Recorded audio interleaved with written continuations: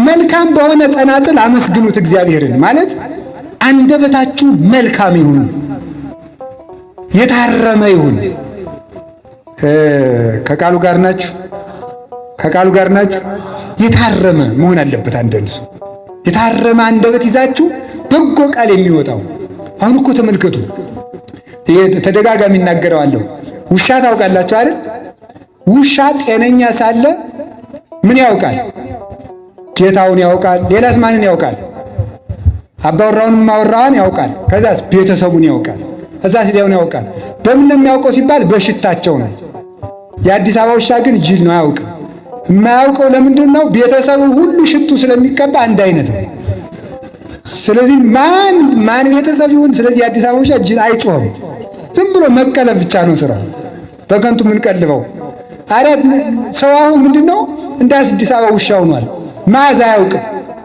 ምንም የጌታን ሽታ ያውቅ፣ የቅዱሳንን መዓዛ ያውቅ፣ የመናፍቃንን መዓዛ ያውቅ፣ የዲያብሎስን መዓዛ ይል ዝም ብሎ በቃ ዝም ብሎ ጌታውን አያውቅ፣ የጌታውን ቤተሰብ አያውቅ። እና ውሻ ጤነኛ ሳለ የጌታውንም የቤተሰቡንም ነው የሚያውቀው። ሌላው ቀርቶ ተደጋግሞ ከጌታው ቤት የመጣውን ጎረቤት ሰው ሁሉ ያውቀዋል። በጣም የሚያስደንቅ ነው። እኛ ገጠር ያደግን ልጆች ነን። የጎረቤት ውሻ እንዲለምደን ከጎረቤት እንጀራ እንቀበልና እንጀራ ተቀብለን እንጀራውን ከሰውነታችን ጋር አሽተን እንሰጠዋለን። ከእንጀራው ጋር የሰው መዓዛ ስለሚበላ ከዚያ ወዲያ ያንን ሰው አይበላውም። ይገርማቸዋል። የሰውን ሽታ ስለሚያውቀው ማለት ነው። ውሻ ግን ሲያብድ ቤተሰቡንም ጌታውንም መንከስ ይጀምራል። መናፍቃንም አይምሯቸው ሲያብድ ጌታቸው ክርስቶስን፣ ቤተሰቦቹን፣ ድንግል ማርያምንም ቅዱሳንን ይሳደባሉ።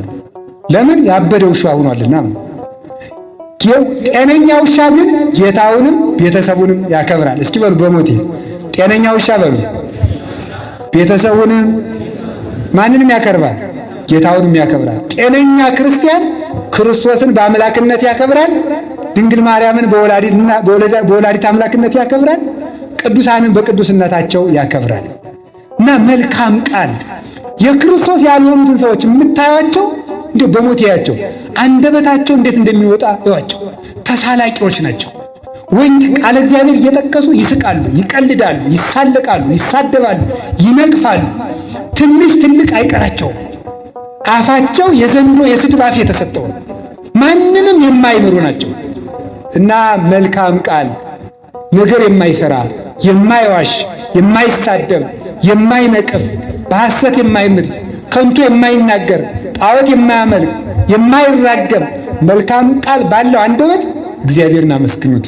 መልካም ዘፈን የማይዘፍን ማንንም የማይሳደብ መልካም ቃል ባለው አመስግኑ። እና ጸናጽል የተባለ ይኸውላችሁ ጸናጽሉ ይሄ አገጫችን ነው። ከውስጥ ያለው ጸናጽሉ ሿ ሿ ሿ የሚለው ምላስ ነው። እና ጸናጽል ይዘው ወረብ ከማጥናት በፊት ምላስን መቀደስ ነው። እግዚአብሔር የተቀደሰ አንደበት ይስጠን፣ የተቀደሰ ልቡና ይስጠን። ሰብሑ በጸናጽል ወይባቤ እግዚአብሔርን በእልልታ አመስግኑት። እስኪ በሉ አሁን እልል በሉሽ በሉ። አዎ እግዚአብሔርን በምን አመስግኑት አለ? በእልልታ። እልል ማለት ምንድን ነው የሚለውን ቅዱስ ሳዊሮስ ይተረጉማል። እልል ማለት ምን ማለት ማለት? እልል የሚሉ ሰዎች ምን ያደረጉ ሰዎች ናቸው? ግንብ ያፈረሱ ሰዎች ናቸው። እስኪ በሉ ግንብ ያፈረሱ ሰዎች በሉ በሉ በሞቴ እንደገና በሉ። የኢያሪኮን ግንብ 7 ጊዜ ዙረው እስራኤል እልል ሲሉ ምን አለ? ግንቡ ፈረሰ አይደለም እንዴ? ስለዚህ ፍጹም ነው 7። ኢያሱ ማለት መድኃኒት ነው። መድኃኒታችን ኢየሱስ ክርስቶስ ፍጹም የነበረውን የኃጢአታችንን ግድግዳ ስላፈረሰልን እግዚአብሔርን በእልልታ አመስግኑት። እልል በሉ። አሁንሽ ጥሩ ቆይ አሁን ሌላ ላመጣ ነው። ቀጥሎ ቄሱ እየሶረ ስብሐት ወክብር ለስሉስ ቅዱስ ይደሉ ይላል። መልሱ መልሱን እናንተ እንደዚህ ብሎ ያጥንና ቄሱ ሲገባ ምን እያለ ይገባል መስላችሁ? ወደ መቅደስ ሲገባ እግዚአብሔር አምላኬ በከማናል ከጥቅማ ለኢያሪኮ በሄደ ኢያሱ ገብርከ ወልደ ነዌ ከማሁ አንህል ጥቅማ ኃጢአቴ ወኃጢአቶሙ ለሕዝብከ በሄዳት ገብርከ ይላል። ምን ማለት ነው? አቤቱ እግዚአብሔር አምላኬ ሆይ የኢያሪኮን ግንብ በአገልጋይ በኢያሱ እጅ እንዳፈረስክ በእኔም በባሪያህ እጅ የኔንም የወገኖችን የምዕመናንን የኃጢአት ግንብ አፍርስልኝ ይላል። እየዞረ የሚያጥነው የኃጢአትን ግንብ ለማፍረስ ነው። እልል ማለት ምን ማለት ነው? ንስሐ ገብቶ ኃጢአትን በንስሐ ማፍረስ ማለት ነው። አጋንንትንና ኃጢአትን ድል የመንሳት ምልክት ነው። ድል ያልነሳ ሰው እልል ቢል ይሳቅበታል። ፍልስጤማውያን እኮ ምን አሉ መሰላችሁ? ታቦተ ጽዮንን ይዘው አፍኒንና ፊናስ ያንን ክፋት ሰርተው እስራኤል ውጊያ ገጠሙ። ተሸንፈን የተመለስነው እኮ ፍልስጤማውያን ያሸነፉን ታቦተ ጽዮንን ስላልያዝን ነው ብለው ታቦተ ጽዮንን ይዘው ሄዱ። ኋላ ታቦተ ጽዮንን ይዘው ሲሄዱ እስራኤላውያን እልል አሉ። ምን አሉ ፍልስጤማውያን? እኚህ ፍልስጤማውያን እስራኤላውያን ምን እልል ያስብላቸዋል? ያሸነፍን እኛ እልል የሚሉ እነሱ አለ። ምክንያቱም እልል ማለት የሚያሸንፍ ሰው መገለጫ ስለሆነ ማለት ነው። ከዚህ በኋላ ታቦተ ጽዮን መጣ ነው። ነገር ግን ልብ ብላችሁ ስሙ። እስራኤል ታቦተ ጽዮንን ወደ ፍልስጤም ይዘው ሲሄዱ እልል ብለው ነበረ። እልል ለማለት ግን ድል የነሳ ሰው ነው። ኃጢአታቸውን ድል ነስተው ታቦተ ጽዮንን ይዘው እልል ቢሉ እስራኤልንም ድል ነስተው እልል ለማለት ይበቁ ነበረ። ኃጢአታቸውን ድል ሳይነሱ በኃጢአት ግንብ በተያዙ ሰዎች ራስ ላይ ታቦተ ጽዮን ስላለች እልል ቢሉም እልልታቸው ወደ ወዮታ ወደ ለቅሶ ተመልሶ ታቦተ ጽዮንን አስማርከው እነሱ ሙተው በለቅሶ ተመለሱ። ስለዚህ ማለት ነው ታቦት ላይ እልል ስንል የኃጢአታችን ግንብ አፍርሰን እልል ለማለት ያብቃል። በምን የምናፈርሰው? በንስሐ በሉ እንጂ የምንሰራው ልማድ በመቁረጥ በማቆም ሌላውን ደግሞ አሁን ዝም ብሎ እንደው እንዳትቀየሙኝ አደራ። አሁን የከተማ ሰው ዝም ብሎ ሳይገባው ሁሉ ነው እልል የሚለው። እኔ አሁን እግዚአብሔር ይስጣችሁ ምዕመናን፣ እግዚአብሔር ይቁረጣችሁ አሰሙኝማ። ሳሰሙ እልል ስለምትሉ ማለት ነው። ዝም ብሎ እልል ማለት ምዕመናን እልል በሉ፣ ምዕመናን እልል በሉ። አይ በቃ ምን አሸንፈን ነው እልል የምንል? እኔ እልል አትበሉ አላልኩም፣ በሉ ችግር የለም። ግን እልል ስንል ማሟላት ያለብንን እናሟላ ነው። ደግሞ መስላ ሰው መጀስ ችግርኛ ተመልሶ አይው ተመልከቱ የሰው እልል አትበሉ እኮ አለ። ቤተ ክርስቲያን እልል አትበሉ እኮ አለ። በሉ ደግሞ እኔ አላልኩም። እልል ስንል ድል የነሳ ሰው ነው እልል የሚልና አጋንንት ይስቁብናል። ሞኝ ከሰውነት ላይ የኃጢአት ግንብ ሰርቼብህ አንተ እልል ትላለህ ብሎ ሰይጣን ይስቅብናል።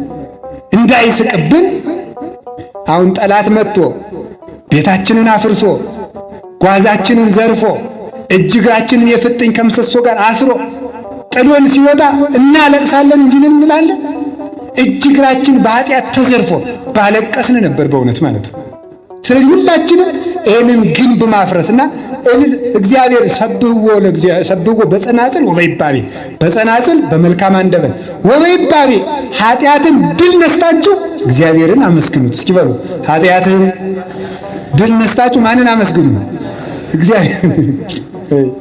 አሁን እኮ በየቦታው ሰይወት ውስጥ ተገጹ ለአዳም ሰረበ ከርቤቱ ሱሐ ዘምስለ ሐሞት ይላል ቅዱስ ዮሐንስ አፈወርቅ። አዳምን ያጃጁ እጆች ወዮ በችንካር ተቸነከሩ። አዳምን በገነት የፈለጉ እግሮች ወዮ በችንካር ተቸነከሩ።